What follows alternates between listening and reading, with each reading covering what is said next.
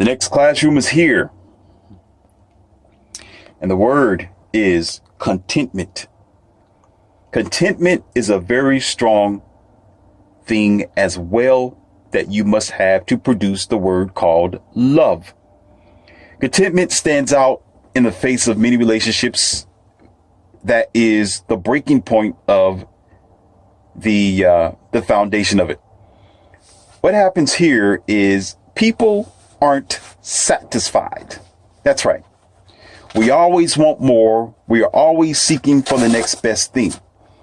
When I am counseling a person, when a girl or a boy come to me and say, hey, Morpheus, I want to be in a long-term relationship. I want to get married. And I tell them, don't do it. Not a good idea.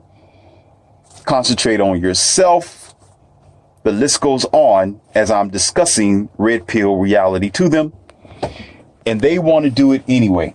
So I got a backup plan that I'm going to share with you today. My backup plan, after saying, well, if you want to do it anyway, let me tell you reality, my dear friend or female friend. Listen, there's a thing called contentment. And what that means is there will be somebody better that's going to come along in your world that's going to be better than her or better than him. Hypergamy, you have to put that stuff in the closet and actually just bury it. Bury hypergamy. Because if you don't have contentment with that person, if you're not satisfied when you don't cross your T's and know that this is the person that you really, really want to be with for the rest of your life, if this girl isn't the one woman army, you got it? If she's not packing everything that you require and be versatile with it, you're going to fail. Because there's going to be a better car that's going to come around the corner. There's going to be a newer car that's going to come around the corner. There's going to be a brighter dress. There's going to be longer legs. There's going to be bigger bazoombas. There's going to be bigger eyes. There's going to be longer hair. There's going to be a woman who's going to be able to talk better than her. And if she's your wife, better than your wife. But because you are supposed to care about her, here we go. Because you are loyal to her. And because you have made the ultimate sacrifice to be with this girl and you chose her out of every other girl on the face of the planet, you have to learn how to be committed or content. That's content. Commitment is attached to contentment anyway, because you're going to be committed to the cause and committed to your loyalty to her as you are being content. Being content is going to make you be committed. Are you going to feel committed? So therefore, contentment is actually going to give you a bridge to be satisfied and have a wisdom and knowledge to know that this person may not be the best. They're not the sexiest anymore. OK, the skies have gone gray when it was once full of colors and rainbows and sparkles and everything like that. OK, the newness have wore out. The wheels are now kind of bald on your vehicle, and the fresh new leather smell in the inside of the interior of the car has waned down, or you can barely smell it anymore because you're so used to it. You have gotten accustomed to her. So therefore, then now you come up with contentment and loyalty to what you have sacrificed for. Many people in this phase of relationship, they can't do it. They can't be content. They can't be content because they're not loyal and they're not willing to make the sacrifice of putting aside every other better person or opportunity aside for this person. You signed up for them. If you're saying you want to be with this person for the rest of your life, you have no choice but to be content with them. And I don't use women logic when it comes to this. I'm not even going to get into that because I've had a conversation with someone and they said contentment is very boring and it's a form of slavery and it's a form of settling down. And of course, this came from a female. I looked at her in the face and walked away. Okay, it was a very chuckling thing. It's amazing. There's some things that women say they don't even hear themselves. They'll say some stuff that if you men aren't careful, it will stick in your brain and it will be poison to you. It will ruin your success. There's some It's amazing when they put things together. They don't even believe in what they say. They will tell you something and it will destroy your entire sky. And you'll be miserable for the rest of the day from 2 or 3 words that she said. Okay. But wisdom and knowledge will set you free. Wisdom and knowledge, logic, hello, will set you free. Therefore, I calculated and used wisdom and knowledge with this, with the contentment thing. It's not about settling down. It's being content with the person.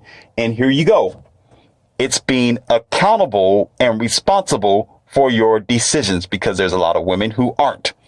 So of course you say it's like settling down, and it's so boring. It's a point of slavery, because inside of her little bitty brain, guess what she has sitting there? Hypergamy.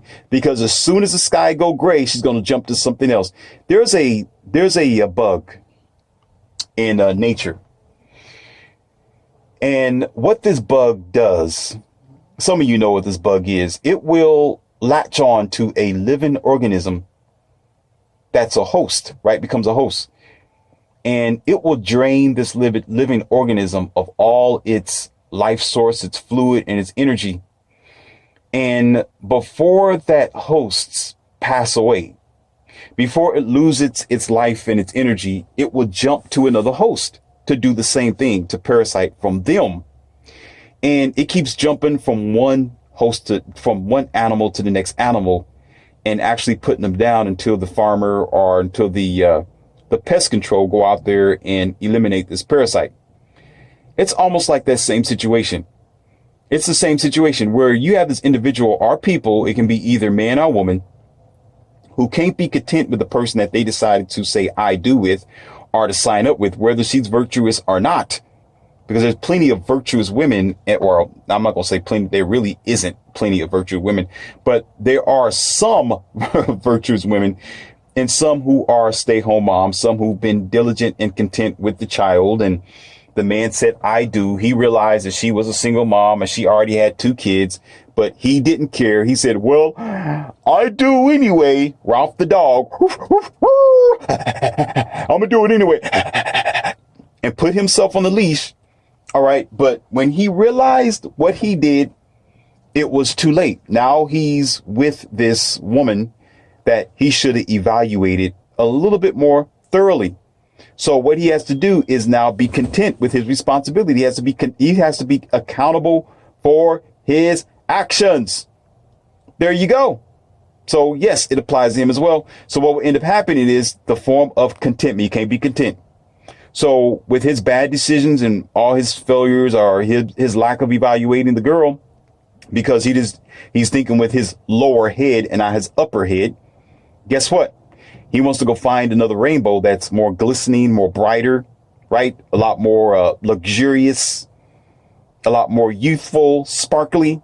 So he'll go over there while his home base, or the girl, is at home, laid up, taking care of his kids. So he ended up popping over there because his problem of hypergamy, or his problem of being discontent. So it works both ways. It works both ways, especially for herself. So the truth is, the clouds are going to get dark eventually. The sun is going to set and it's going to be nightfall in your relationship. But can you handle the rough times in your relationship? When I'm speaking to people, I always tell them this, our counseling. I say, yeah, it's all good when everything is working fine. It's all good when you are in the beginning phase of relationship. But can you still see this person like you see them now, 15 years from now, 10 years from now? Can you do what it takes to be satisfied when the clouds are gray? Because when the clouds are gray, that's going to be the test and trial of your relationship. And guess what, Neo of America? It fails. 90% of the time it fails. Why? Because we are in a very weak, sensitive, unlearned generation of children that was raised up by those who did not prepare or make audios like what I'm giving you right now. They did not concern themselves with 10 years from now. All they told you to do was be traditional, go get married, have kids, have a good job, and that's it. Deal with it, not the details behind it, not what it takes, and not the fact that the skies are going to go gray eventually. Because what it takes to be content, it takes really being settled with that person to be content. You really have to love that person to say, I don't want to be with anyone else. And you know how you're able to do that? Here we go. Sacrifice and loyalty. You're going to be making sacrifice, because that means you're going to have to bypass every other prospect. That means you're going to have to bypass everyone else. That means when a newer, better thing and a better opportunity come along, you got to shut it down. And here you go. The word is called being an opportunist. Opportunist is also tethered to hypergamy. So what happens to the average person on the majority realm is when the skies go gray, instead of being accountable for their responsibilities, instead of being content with the person that they're with and make it work, they will use their opportunities from other boats and people that are coming around to try to jump over to them.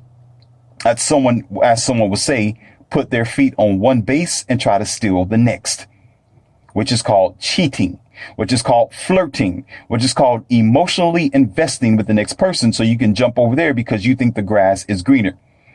When you're dumb, unlearned behind don't realize all you got to do is water your grass. And now that's going to tether on to the fourth. You always think it's negative. No, these are positive aspects that actually create love. It's called work. That's right. The final part of love is called work. You are willing to work at making the relationship flourish. You got to go out there. You got to plant the seeds. You got to dig the ditches. You got to, cut the hose. You got to make waterways. You got to plant. You got to go ahead and yield. You got to wait for a moment and you got to do it all over again. You got to make sure that your garden is flourishing. You got to get up early in the morning. You got to do whatever it takes to keep that person by your side, or what I say, keep yourself in line. This is the fourth one. That's why I put it in this order.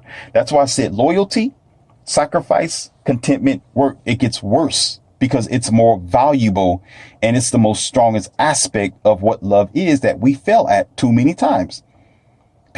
Listen, in this generation, we are more lazy, push button, backwards walking, uneducated, selfish, self-serving, insensitive, mindless, and distorted in this generation today, where we do not want to comprehend what that means in a relationship. We don't want to do the work that it requires in order to stay in a marriage or in order to be by that person's side and keep it going. We have to compromise. Compromise, in the language of the Western civilization to some people, tethers onto this word called submissive. And submissive tethers onto the word called weakness. You see how twisted we are? We don't understand that there's been programs, people in social media, television shows, and those in the upper echelon who program you to be a backwards walking automaton, where you are purposely allowing negative energy and words to be put in your subconscious mind, and you apply it to your own personal lives and don't realize it's destroying you. When all it is actually one simple word that's called compromise. You compromise for everything you do. When it's cold outside, you put on a jacket. When it's hot outside, you take the jacket off. It's called compromise. You're going to have to, what I tell you before, life is a series of adjustments. In your relationship, it's a series of adjustments. Therefore, you're going to need to compromise in order for it to flourish, and that's called work. Sometimes compromise takes work.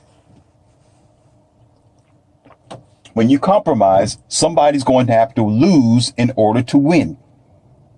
Sometimes you got to put down your crown and your throne and your so-called sense of authority, your sense of manhood or womanhood, in order for the relationship to flourish. Sometimes you got to put your pride aside and say, okay, well, let me go ahead and just deal with the situation in order for it to flourish.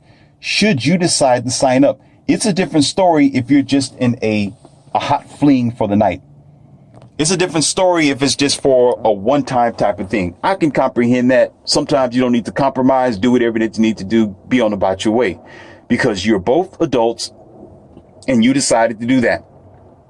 But when you are when both of you have agreed to be a steady relationship.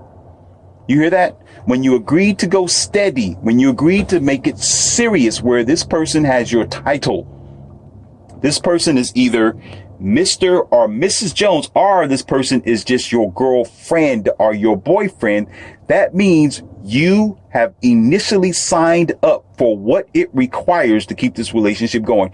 That means it's not an overnight fling. That means it's not a temporary relationship. That means it's going to require loyalty, sacrifice, contentment, and work. And we so bad here in America. We are so bad where we think we are actually so denatured, where we think that now, in order to make it flourish, we live in separate homes. We stay separate from each other. And we are so broken. Like we're two different sides of the universe. And we're saying this is a healthy relationship. Unbelievable. Unbelievable. And other foreigners, when they come here from other countries, they'll look at us and be like, what the hell is wrong with y'all? They're all living in one house and getting along. They all helping each other and getting along. They have their kids and their father there sometimes, and they're all getting along. They get over here and everybody is separated. Your girlfriend is on the other side of town. Your dad's on the other side of town. Your children, listen, your children are on the other side of town, and everybody else is on the other side of town, and y'all all living in separate homes. We are so blinded and so sucking on a placebo of ignorance where you don't realize separation of your power is the whole point. When you are separated, you are powerless, and the enemy comes in because you are separated. That was the idea of taking the man out of the home, to make you powerless. And we're talking about, oh, America, the land of the free. Yeah, you free to be a moron. Of course. Yeah, you free to accept any mindless poison and bring it into your future child. You want your child to think that it is healthy, that his wife, his child, and his family members are all separate and somewhere else in a different country or a different side of town. And it's okay. It's okay, baby. It's fine. You're living alone. You're struggling all by yourself, even though your wife is living in a different home somewhere else, but y'all still married. How are you going to be married and y'all living in two separate houses? What is... Here's my donkey. I think a donkey. Got a new donkey here in the academy. Ooh, I don't get it. I'm going to swing the red, white, and blue flag. Shut up, dodo bird. Do. Here we go. Do. Now you're getting Ralph the dog. Go. Okay. Put your lip up. Ralph. Look at that stuff you got in the corner. Clean that up. Put your nose in it. Put me on the leaf. That's what we are. Because why? We do not want to work and be responsible or accountable for our relationships, because we are too weak and too lazy to do what it needs to flourish. I can't make it no better than that. I cannot make it more simple than that. I can't. Whatever you signed up for it. Nobody told you to say, okay, we're going to go steady. Let's get married, or we're going to be a very serious relationship. You signed up for it. Y'all agreed on it. So therefore you have to do what it takes to make that relationship move forward. You don't have a choice. And then you all think that, oh, well, I don't need to be loyal. I don't need to make sacrifices. I don't need to be content, and I don't have to make it work because it's going to fix itself. Yeah. And, you are a space alien. You came down from Jupiter to be stupider, because your perception and your idea of reality is the most dumbest thing I've ever heard of out of a mouth of a bipedal mammal who've never learned or graduated from second grade to talk some dumb stuff, because that's what we're doing. That's exactly what we're doing. And you know what that's called? Oh, that's my friend, but that's your girlfriend or your boyfriend. That's your boyfriend. So, oh, that's my friend to every other guy. Yeah, we don't live together. That's my special friend. So she can latch on to you. I don't want to be committed. I don't want to do what it takes to keep doing. Yeah, he wants me to do that. I don't care. He don't want me to dress like this. I don't care. He wants me to live my life this way. I don't care. I'm just going to go ahead and do whatever I want to do and give all my time and energy to the world. But yet he wants to be this father in my life. He wants to, well, the father of my children. He wants to provide. He wants to be this. He wants to be this stronghold in my family. He wants to really make things happen. But you know what? I'm going to put him on hold. I don't care. I don't care. He's going to have to accept me for me. He's going to have to accept me for the way that I look. He's going to have to accept me for my 300 pounds. He's going to have to accept me for this and that. So what I'm going to do is I'm just going to jump to the next man. And if you don't want to do it, that's fine. There's going to be somebody else who's going to do it. There's going to be some other blue pill moron who's going to be waiting for me. And if you don't want to, that's okay. I got 4 other guys who's going to do it as well. Oh, excuse me. Blue pill boys who's going to do it. And you know what? She's right.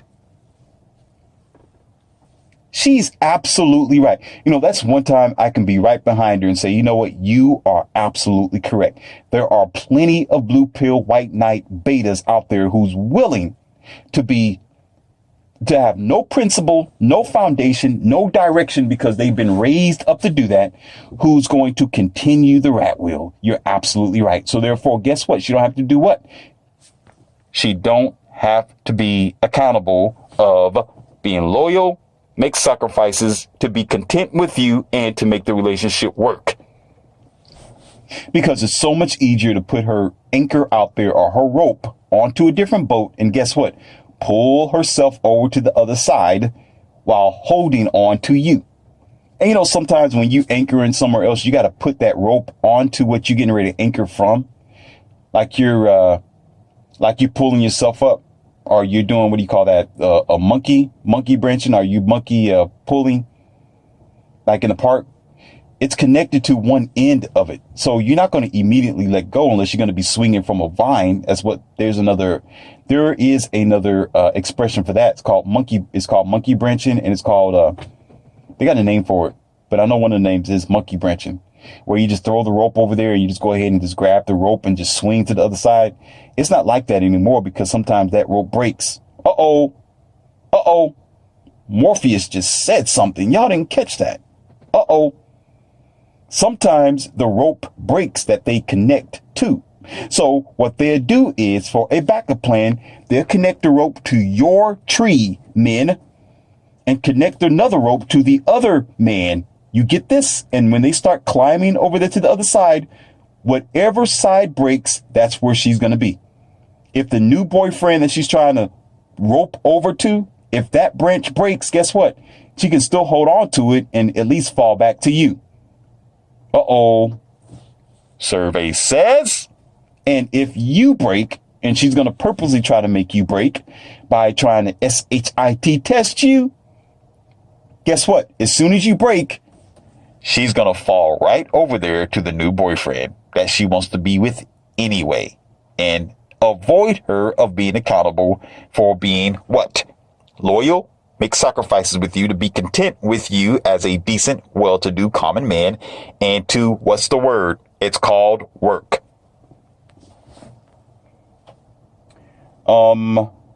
Is there anybody in this classroom who is, do you understand what I'm saying? Do we have to go back to the textbook again? Do I have to go to number 1 again and start all over again? Do you catch what I'm saying? All right, you got it? Okay. So if you're all behind, too bad. I'm going to go ahead and switch to the next chapter here. There's no more to explain with that. Go over the lesson plan on your own or with your mommies at home, since you can't learn nothing. Now, the truth about love, after you get to this point, if it's all working well, and usually these 4 parts is in the beginning of a relationship. Yes, there's going to be a sense of loyalty. There's going to be some sacrifices made. That's right. Put aside your girlfriends, boyfriends, change your phone numbers, change your clothes. Of course, you're going to be content because it's a new thing. You're going to be happy with what you have because it's a new thing. You just brought it. You just brought the car. You still into it. You enthralled with the energy that it provides you and the smell of the fresh leather. So therefore, you're going to make it work. You're going to put in the necessary effort, especially if you feel as if there's going to be a repo man down the street. Especially if you feel like you're going to lose it, you're going to work for it. There's an expression that I'm going to bring to you, and it was said before by another wise person. It says, nobody wants you until somebody wants you. What that means is some women, and there are some men too as well that do that, but most women, I told you I got an 80-20 rule. Too bad if you don't like it. It's always going to be bending towards men. This is for men. All right. There's this guy who nobody really likes. All right. And he rarely gets the attention that he needs. He's just regular old town boy. And he starts creating something. Let's say he makes I'm not going to say robots because we hate robots here in this academy. We don't operate like that. Let's say that he becomes, he start growing up in the boxing world. He has a punching bag in his garage. And everybody knows he's in there getting ready for a boxing match. Everybody in town knows that. And he's been at the grocery store trying to talk to girls and they put him down.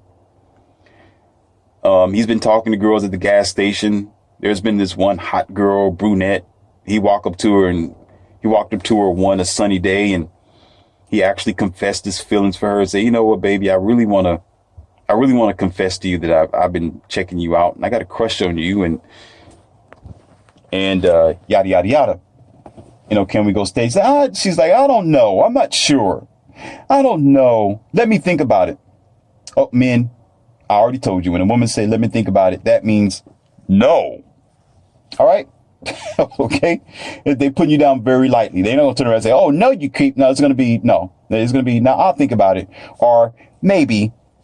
Or you can come back up here. I'll still be here tomorrow. If she's at the store. Okay. So that means no. All right. So what would end up happening is this guy, he goes to his first match and he wins. Now attention start coming to him now. Now he starts to make headline news in the newspaper. Oh, this upcoming new featherweight boxer. And now he's starting to be renowned. So what will end up happening is the attention that he's getting will start bringing in some resources, start bringing in interest of other people. And now because he's becoming known in his town where he's at. Okay, now strange girls will start peeping around the corner. Right? They start checking him out because now other people start trying to get at him. And now he's starting to make money. And now they realize that his career is getting ready to take off because now he's going to start getting into the middleweight and starting getting the heavy boxing because he's out there pumping iron. He's out there hitting the boxing. He's really hitting the punching bag and he's getting all type of interest and a paparazzi and all kind of people are coming over to interview him. And now you say, oh man, this guy's career is getting ready to skyrocket. So what ends up happening is this girl or girls end up thinking, and it's true anyway, that he's out of her league. He's out of her league.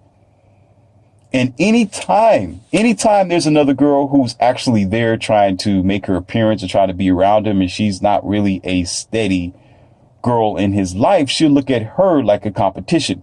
She'll look at her like, dang, she get an opportunity. Let me give it a try.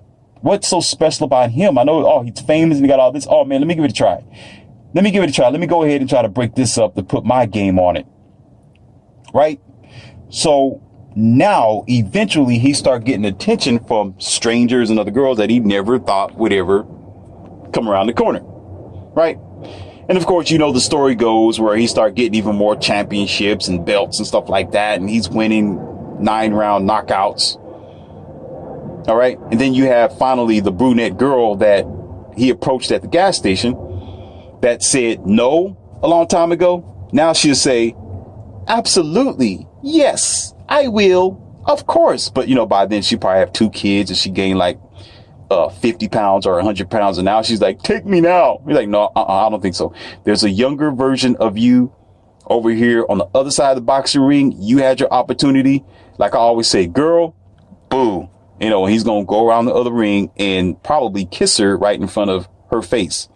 That's what you get. Okay, but still, the whole thing is nobody likes you until somebody likes you. You're still this great person. I mean, you're still capable of doing so much. You're still, what do you call that? You're still a producer. You're still smart. You're still the same person you always used to be. But because other people are chasing after you, now they want to chase after you. It's monkey see, monkey do. It's almost like a dog. You get this one dog. You got 4 dogs that's hungry, right? And once those dogs realize there's another dog over there actually eating something or a pile of food, if the dog is friendly, or cats or something like that, now the rest of them want to come. Now the rest of them want to come around and be, what you eating? What are you eating? What are you eating? Oh, you eat no Samuel. Oh my God. Oh, Samuel. Oh, this is Samuel. Oh, nobody else wanted them the whole time. But now since one person or 2 people over there and they're being fed, they're doing well. Now they want to come around the corner. I want some too. I did my parasiting on other corpses over here, which is almost dead. Oh, there's a new corpse over here in town. There's a new body over here. So I'm going to go ahead and try to take their energy and absorb them. You see the mentality? You may need to watch out for that. Nobody loves you until somebody loves you. That lets you know how redundantly ridiculous that they are. As a matter of fact, when they start coming around, once you start making your money, once you start rising high, once you start taking care of yourself and getting on your square, drop them like they are a hot ball of fire. Don't even pay them no attention. Act like they are invincible. Walk past them. But if they call you, block their number. Actually delete their number. When they come trying to stand by your car because there's other women or other people around you and you are rising high, tell them to move away from your car or you'll call the police. Or put a restraining order on them and tell them, I don't know you. As a matter of fact, I never knew you. Get gone. Boom. Get moving. You understand? I recommend you to do that because that's letting you know immediately they are a parasite. That means they are out to get you for whatever that you have. They don't care for you as an individual. They don't look at you as a human being. They're looking at you as a walking asset and they want it. You got it? If they can't deal with you while you are working the rainbow, don't try to be with them after you win the rainbow and you meet Lucky Charms. When you meet Lucky Charms, tell all the rest of them to go kick rocks. They should have been with you the whole time. Then you can meet those who are new, those who you never known of before, who probably never knew you in your struggle, but yet they appreciate you at your high time. Therefore, you'll filter out the BS, get rid of 90% of them, and you will have 10% of them who is of quality over quantity. You got it?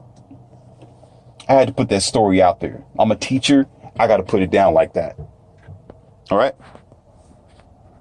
Now, as I was saying, love is toxic.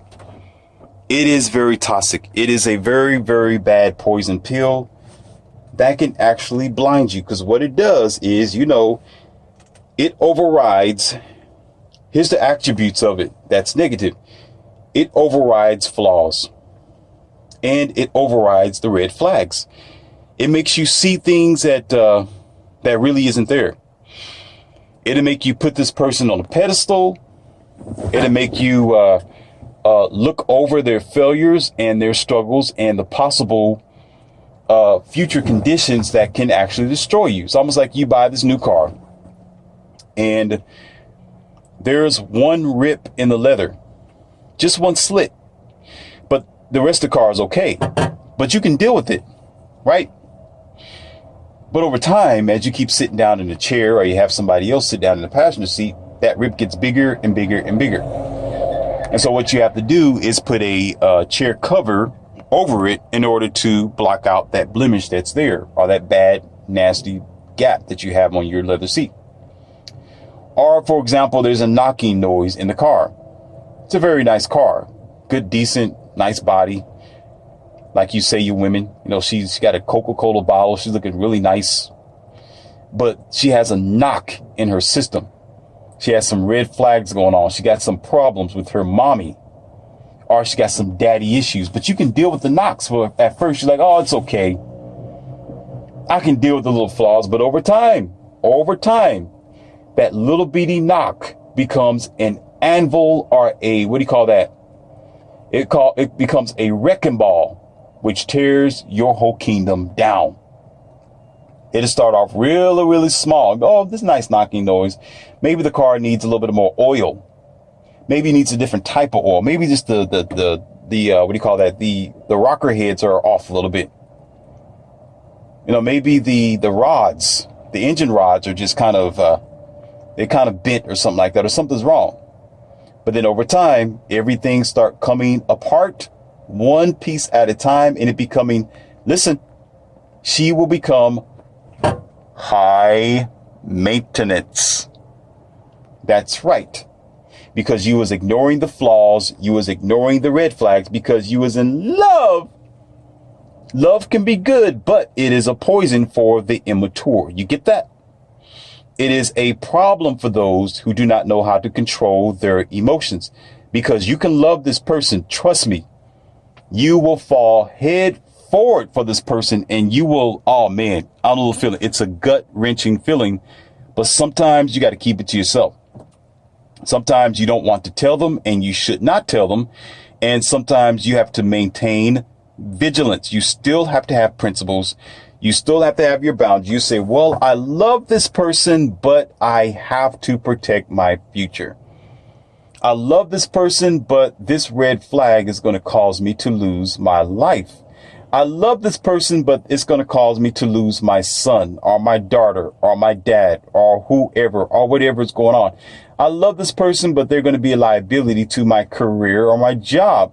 I love this person, but they're going to be taking more of my time and energy out of my day. So I have to prioritize. The problem, listen carefully. The problem is not love. The problem is you. You have no self-control. That's the problem. Did everybody get that? Did you catch that? That is generally the problem. When you're not your best self, when you have no self-control, you're not going to have self-control when you're not your best self, because you're still trying to discover things and weaknesses and strengths about you. Okay? So therefore, when love comes around, when that energy between you and her comes around, it will control you. It will be stronger than you. Many men and many people, many sailors at sea have lost their life more from love than they have from war. That's right. There has been more lives lost from love than war, because when love comes around, it is an internal battlefield. It is you and your life that is involved with things that you have taken personally and that you value, because what is the positive aspects of love? Loyalty. You've made sacrifices. You was content and you worked for it. So therefore, it has the potential to put you under.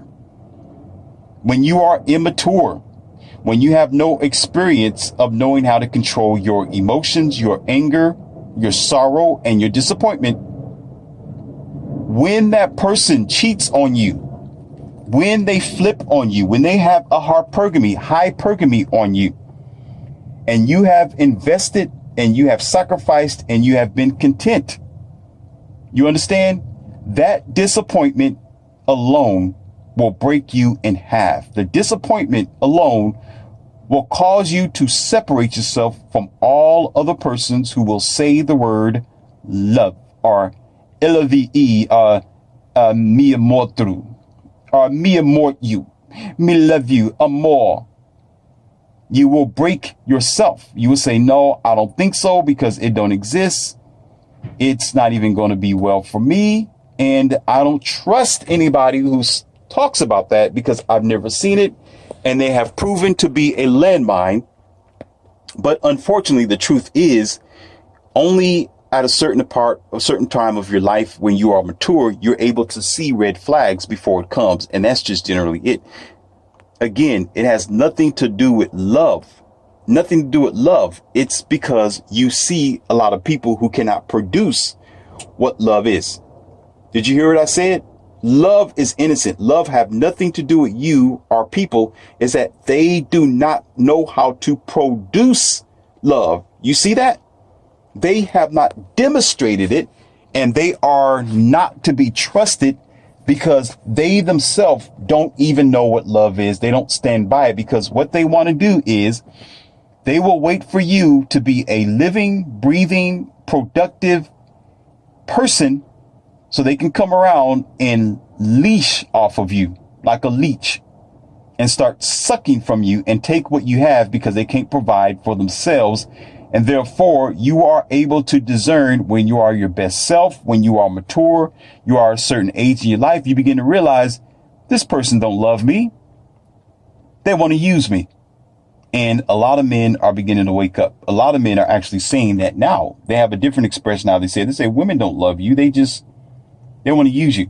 You got to realize they don't love you. They want to use you. They don't love you. They want to use you. They don't love you. They just want to take from you. They don't love you. They just want you to provide for them. They don't love you. They want you to be a backup plan. They don't love you. They want you to be a retirement plan. The list goes on. Why are men saying now?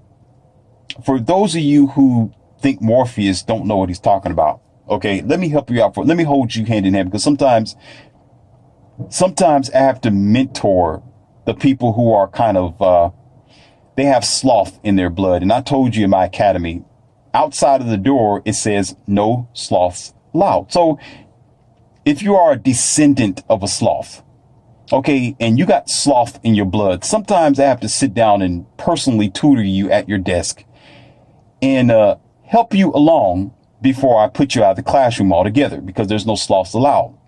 If you are a descendant of a sloth, you shouldn't be here. But you just may have a potential to catch up to the later groups in the classroom and the seniors that are here. Okay? Listen carefully.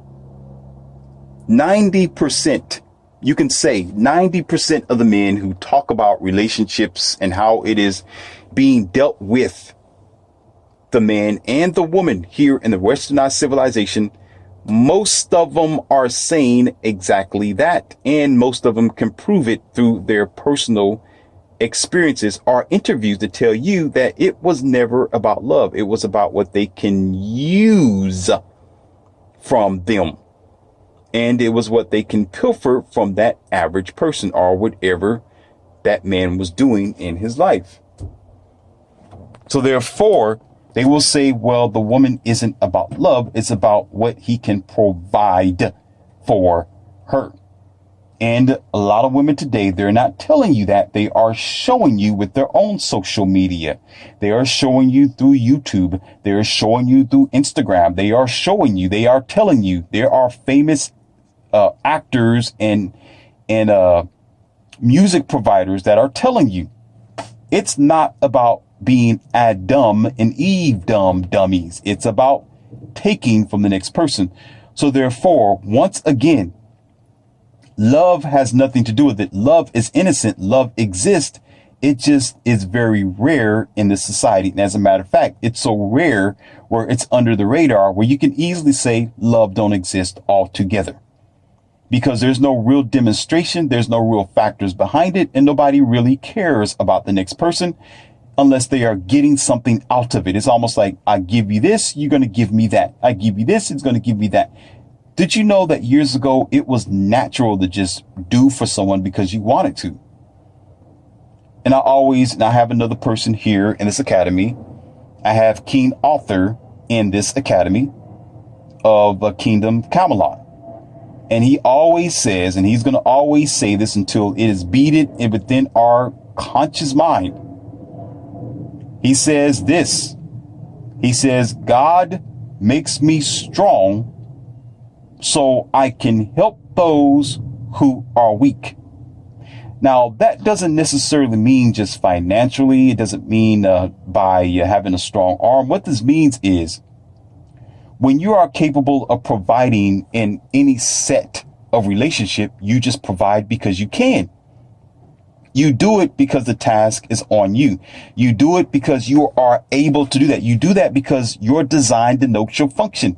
Because you are a woman, women do what women are supposed to do. Men do what men naturally do by their phylum and by their own personal abilities. It should never be to the point where you are expecting something in return, because why? I can debunk this right now. Real easy. I'm going to go ahead and make it very simple for you who I have to mentor. Okay? Because they never got into a relationship to try to get something out of it. It was by loyalty, sacrifice, contentment, and work. And they wanted to be with the person because they loved them for who they was. And they naturally gave and they naturally received. The problem is nothing that we do now is natural.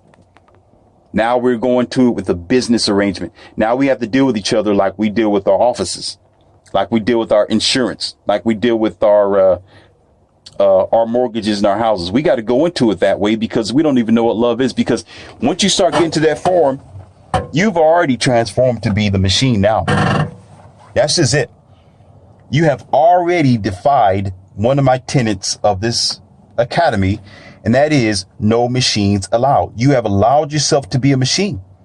So now you have no choice but to sit at the table with this person who's supposed to be organic, natural flesh and speak business. There's nothing more dry and senseless than that.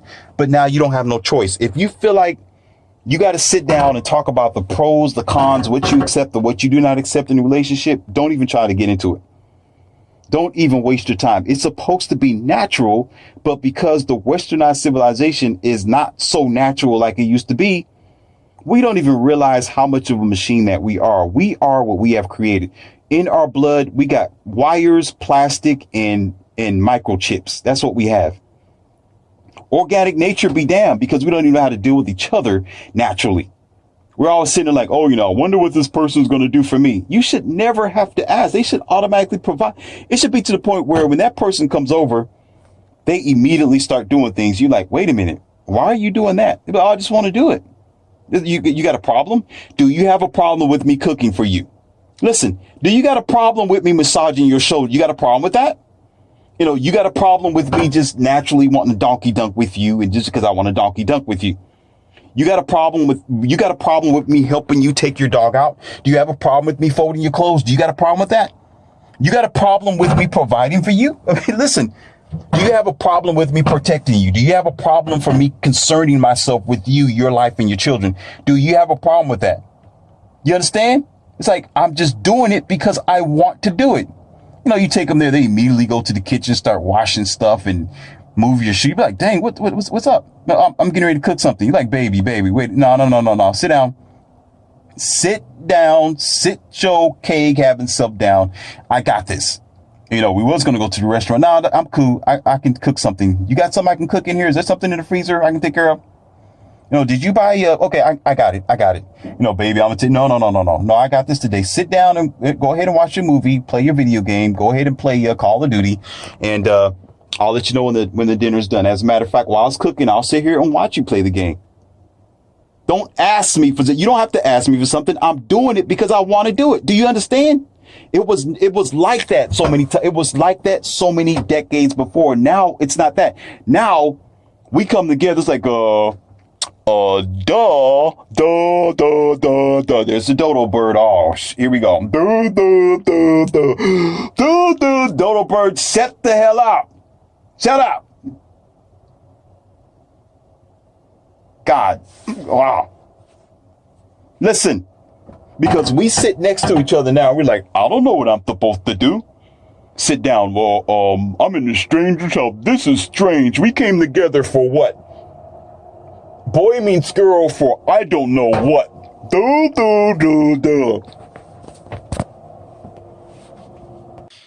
Here's your kicker. Now the dodo bird have decided to shut up. God almighty. It's irritating. I hate it when the dodo birds start chirping. It's all it knows how to do is do. Shut up. Don't even get started again. It's irritating. Boy, if I can take this cork and like on Dumb and Dumber when he uncorked that wine bottle and that cork flew across the room and hit the owl in the face. So sometimes I want to do that to the dodo bird. We have not had good examples, and the good examples have failed to provide us with the necessary knowledge to understand what it's really all about, because of the long vision of relationships require not a traditional mindset, but what you need to be doing in this current generation now, because the game have changed, because a lot of these people they're not raised up in a wholesome home. Daddy wasn't there, so some boys don't know what real men are like. Mommy wasn't there. I would say most moms are there because they always try to give the mom the custody of the child. So I would say mommy oversensitized the child and becomes as a lackadaisical lifestyle, because remember, men do the heavy burden and the heavy laden type of things. So when dad's not there, who's going to do the heavy burden? Who's going to haul the heavy stuff in the house or put down the logical mallet and the idea that the relationship requires? You understand? So therefore, that son or that daughter don't know really what they're supposed to do when they get in that situation. They just go with nature. What nature say is, well, boy meets girl, we donkey dunk, and here comes a child. Wah, wah, wah. And the two of them like, well, I guess we got to figure it out. And there you go. Another lost generation, another broken, lost American family who's eventually going to be pilfered, broken, stolen by Agent Smith's program. You get it? So therefore, again, it's not love. It's our lack of knowledge, lack of self, lack of understanding, and our lack of self-control. So therefore, that's how love can be toxic. This is how love can be the thing that tips boats over in the sea where you'll never find it again and destroy villages, especially when people use the word love in vain without any factors behind it. So the thing is, when you're your best self, when you are aware and you are acknowledgeable of your very situation, and you have been listening to Morpheus, and you have been rising high and becoming the Neo that you're supposed to be by taking these red pills, what will happen is you are able to discern and know the difference when somebody say, I love you by the words, and somebody say, I love you by action. You will know what it means. You will know exactly what it means, and you will know what it's all about. Do you know that there are so many people who think love is abuse? Uh-oh. Here we go.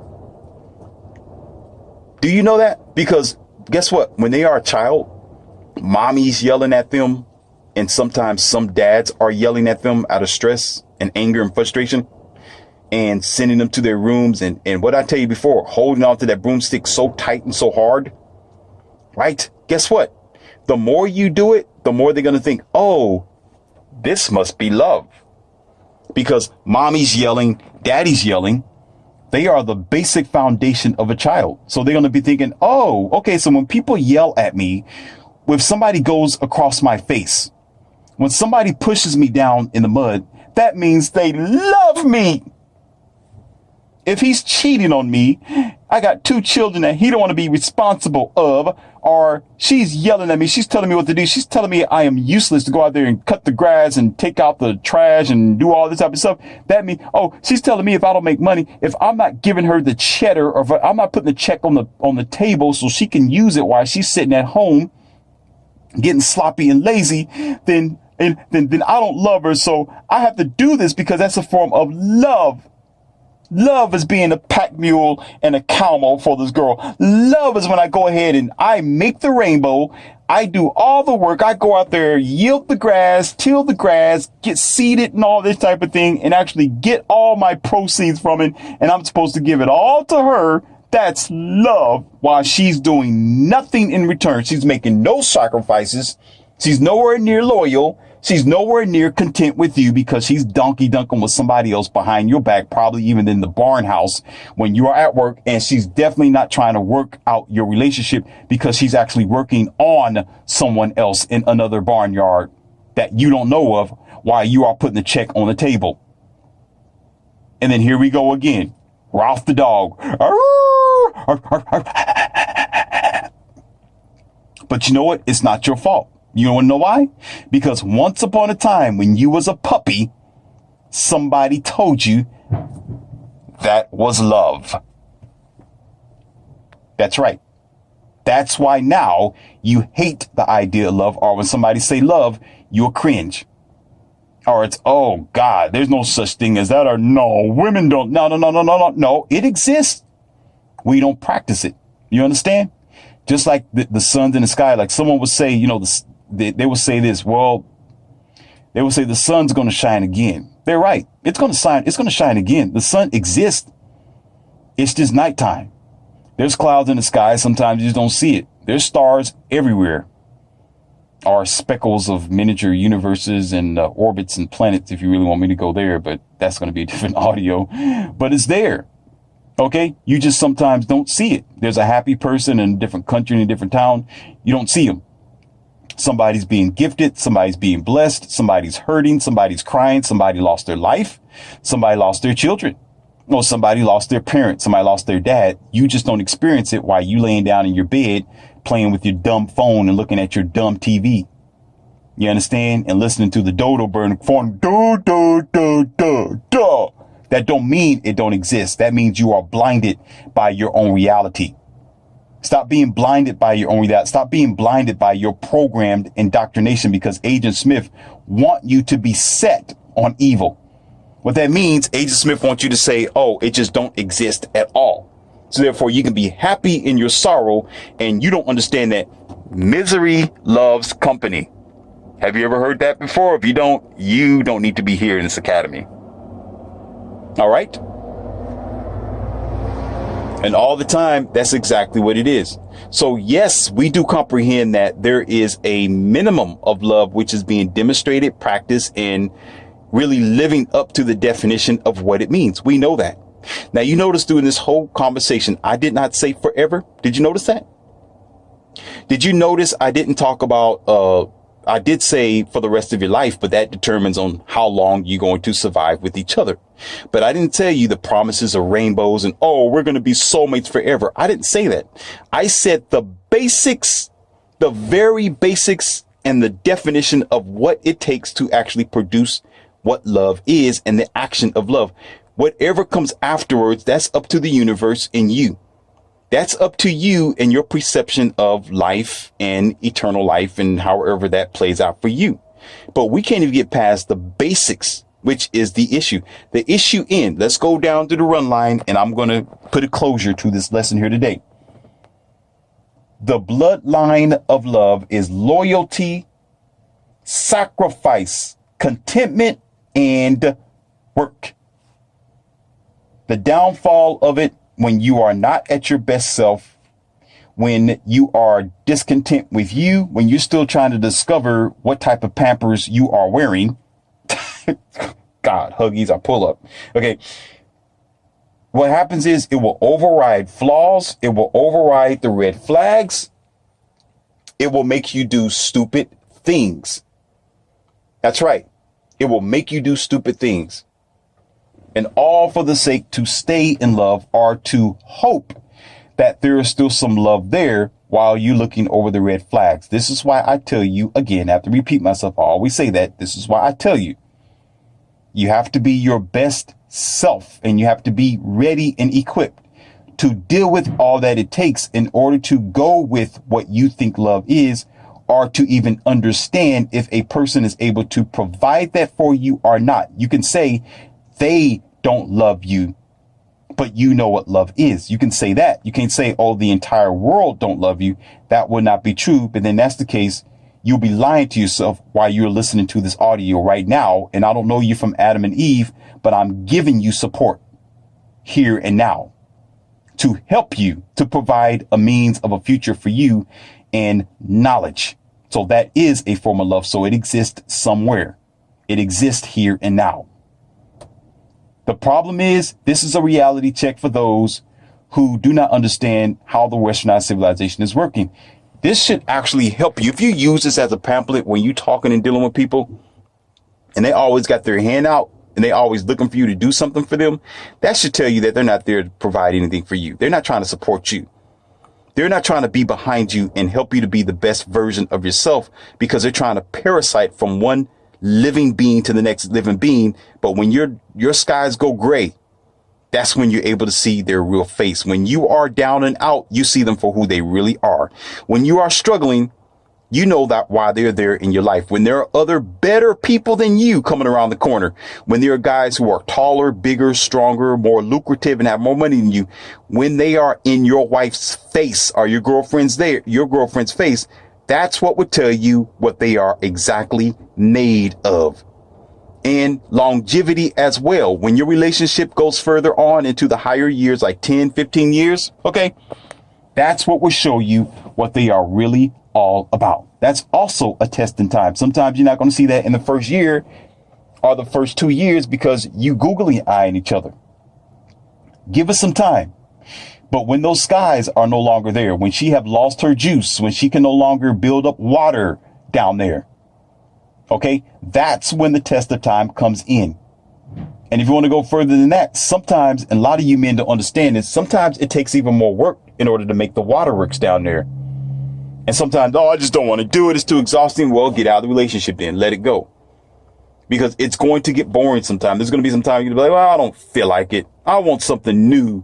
I want something different. I got to be content with it. Well, y'all need to be creative then. You have to be creative, and sometimes it may take a little longer. Sometimes you got to wine and dine them. Sometimes you got to do that. Well, you signed up for it. I'm not saying that that's what you should do, but you signed up. You said, I do, so that means do it. Oh, this is my girlfriend of 15 years. Well, you signed up for it. I got children by her. Well, you signed up for it. So you got to do whatever it takes to turn on the waterworks. You got to make it happen down there. If you're not willing to do it, forget it. And again, that falls back on what's the word? What's the word? Come on, I'm waiting. Work. But we're too haphazard and lazy. And guess what? Why is that? Because we're living in a computerized push button lifestyle, which is programmed and purposely put before you so you can have the easy, lazy, think that everything is instant, push button and sent to your house type of millage. And therefore, you think you can do the same thing with your relationship. You push a button and here comes UPS right around the corner saying mail delivered to you right at your front door.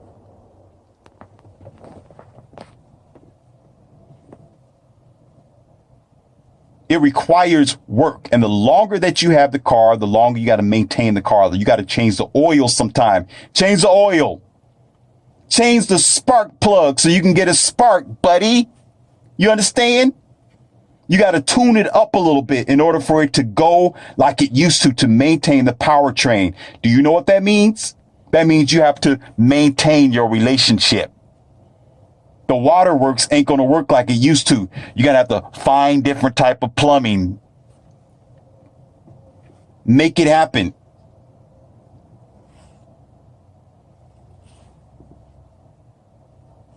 Therefore, that should answer both sides of the dime. And a man cannot accept a woman just for who she is.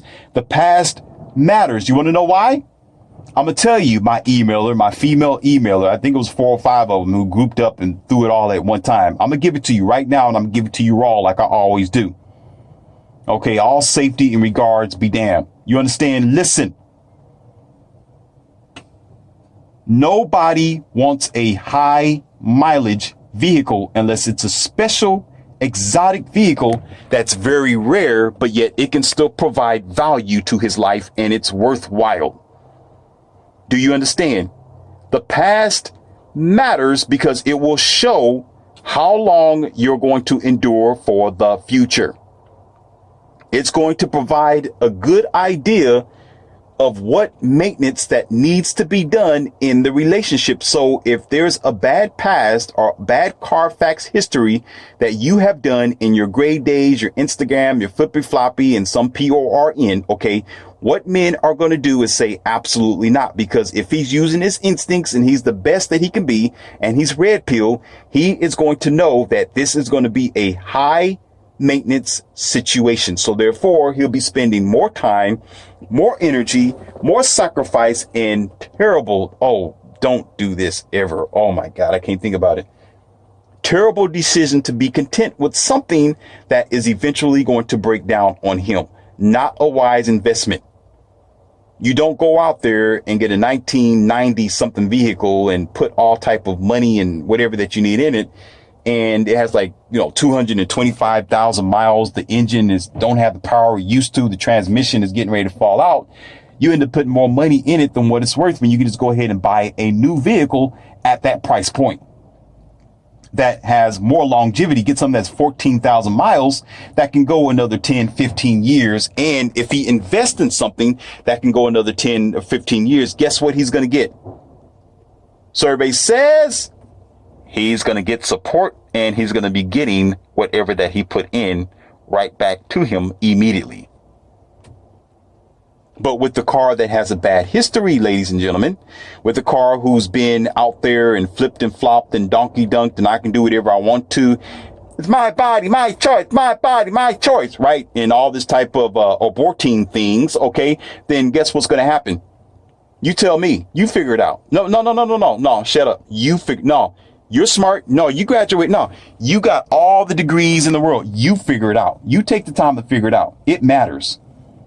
It matters because that's going to tell anybody on the face of the planet that this is not that you, if you have a bad past, it's a bad endeavor. It's a bad business decision.